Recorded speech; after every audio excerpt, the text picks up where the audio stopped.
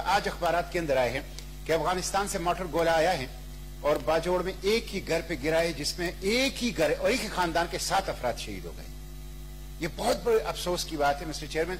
ये जो हमारे जितने भी न्यू मर्ज ट्राइबल डिस्ट्रिक्ट हैं, जो अर्स्टवाइल फाटा है, ये बेचारे हम पहलू मसाइल और मुश्किलात का शिकार है। एक तरफ अंदरूनी मिलिटेंसी है या लाइन ऑर्डर की सिचुएशन है, प्रॉपर तरीके से उनके डेवलपमेंट के ऊपर खर्च भी नहीं हो रहा, ऊपर से बॉर्डर की तरफ से जो चीजें आती है उससे भी ये सफर होते हैं। तो मैं एक तो इसकी मजम्मत करता हूं, जो शहदा हैं उनकी शहादतों के कबूलियत की दुआ करता हूं। हुकूमत से दरखास्त करता हूं कि ये जो मुतासिर खानदान इस तरह उनके ऊपर नागहानी आफत आ जाती है, तो ये हुकूमत और रियासत का फर्ज होता है कि वो कम से कम उनको कंपनसेट करें।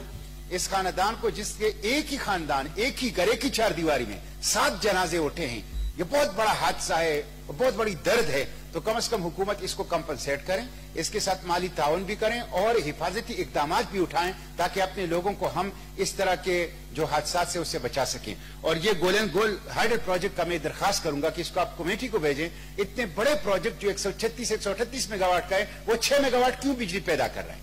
ठीक है, जिस पर